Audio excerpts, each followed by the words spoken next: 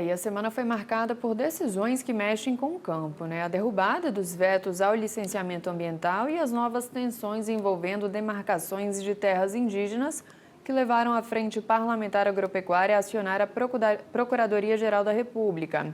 Para analisar o impacto direto ao produtor, recebemos aqui então a produtora rural e conselheira da Embrapa, a Tereza Vendramini, que já está aqui com a gente. Tereza, bom dia, bem-vinda. Bom dia, Carolina. Bom dia, obrigada. Nós que agradecemos a disponibilidade. Tereza, o que essas duas decisões representam para o produtor hoje?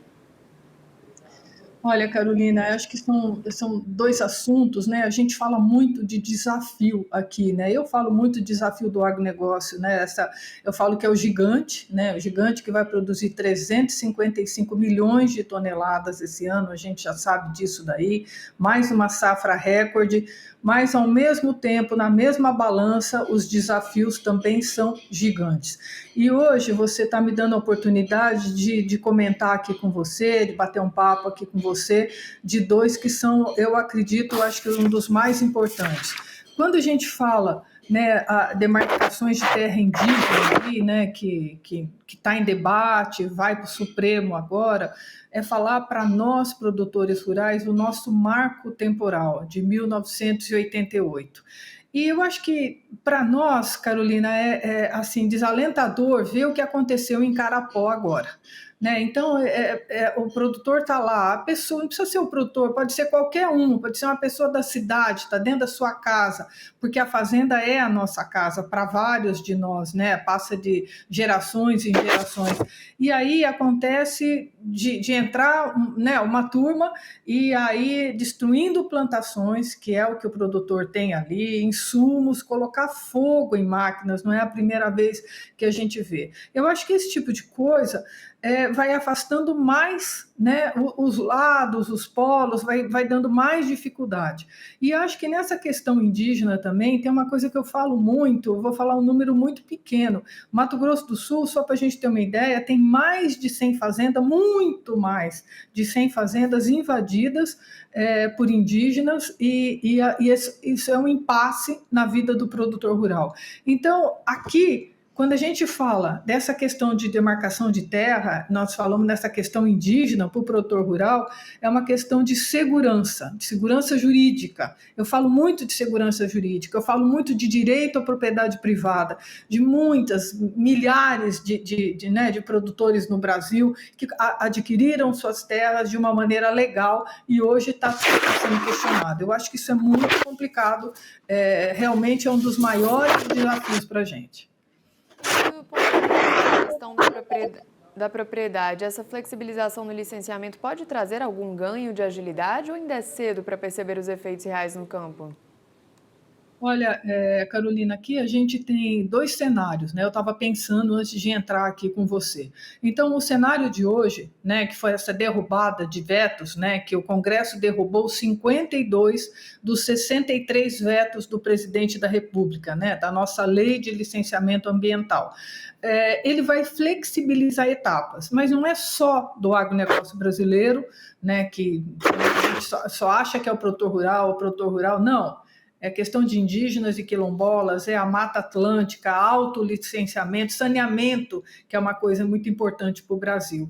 E aqui, Carolina, eu acho que tem um cenário antes dessa lei, e que é o que eu acho que é muito importante a gente falar, antes dessa lei agora, dessa derrubada de vetos, o que o produtor rural tinha dentro da sua fazenda? Uma morosidade, uma lentidão, uma ineficiência dos órgãos regulatórios da gente, que de alguma maneira tem que caminhar junto com a gente, um excesso de burocracia, uma carência de capacidade técnica nesses órgãos ambientais. Essa nova lei, Carolina, ela é um novo momento para a gente, ela é um novo momento para o produtor rural, porque ela impõe prazos, ela nos dá, né, a oportunidade de caminhar aqui. E a gente tem no Brasil, né, milhares de processos de licenciamento ambiental parados, né, estão anos parados, anos. Então a gente vive com uma falta de regras claras no ICMBio, na FUNAI, no IFAM, que muitos desses pedidos de licenciamento, desse processo, estão em gavetas. Eles, né, nesses órgãos ambientais não tem um efetivo para poder ajudar o produtor rural, o agronegócio, os outros órgãos que estão, né, os outros lados aí que estão querendo caminhar. Eu acho que nós vamos ser sujeitos à fiscalização, nós vamos ter, não é que está assim, uma autorregulamentação e não tem, não é isso. Né? Eu falo que hoje em dia, né, eu estou hoje falando de você de um quarto, mais uma vez, aqui na fazenda. Filha, eu falo assim, ai de mim se tacar fogo num pedaço, tem um negócio chamado drone, tem um negócio chamado satélite, eu não posso de maneira nenhuma fazer um negócio desse, é querer né, que a coisa aconteça, a coisa negativa venha para o meu lado. Então, eu acho que essa nova lei, com certeza, ela vai trazer, ela vai destravar, ela vai flexibilizar, ela vai trazer uma oportunidade para quê? Para o produtor. Pequenas ampliações de estruturas rurais, que às vezes a gente quer fazer, tem uma dificuldade muito grande, pelo que eu relatei antes, manutenção de estradas vicinais, tem muitos municípios que não têm efetivo para fazer isso, né? Outra coisa, projetos de irrigação de baixa escala a gente pode fazer. Agora, Carolina, para fechar um pouco aqui a minha, né, a minha fala, mas eu estou à sua disposição, eu tenho uma palavra que eu falo aqui em relação a isso, né, na lei de licenciamento ambiental, onde, né, o Brasil inteiro se preocupa como é que vai ser o andar do produtor rural. Eu tenho certeza que nós, vivendo essa questão climática que nós estamos vivendo, você acabou de passar uma reportagem aqui agora, mais uma vez, do nosso Rio Grande do Sul, Santa Catarina, debaixo d'água. O produtor rural, o Brasil, né, nós estamos vivendo uma questão climática devastadora para a gente. Né, acabei de ver essa análise de um senhor chamado Francisco, né, que falando que deveria chover 20 milímetros, choveu 100. A nossa vida, nós já entendemos, nós já estamos caminhando com esse foco na cabeça. Então, com essa preocupação que nós temos, eu falo uma palavra em relação à lei de licenciamento ambiental e outras mudanças que vierem, chama equilíbrio. Eu acho que nós temos que ter um equilíbrio, uma responsabilidade, né, se forem mantidos esses, né, a gente conseguir caminhar nessa lei de licenciamento ambiental, né, com esses derrubada desses 52 vetos, nós vamos ter que ter uma responsabilidade, um equilíbrio, um comedimento para caminhar, um autocontrole que a gente vai ter de preservar, fazer algumas mudanças, sim, mas preservando o que a gente tem a gente já sabe de mais importante hoje, que é as nossas encostas, nossas matas ciliares, nós já sabemos disso aí. E nós que estamos aqui há muitos anos, gerações e gerações, não é um bando de forasteiro que está, eu falo em nome de muita gente que está há mais de 100 anos.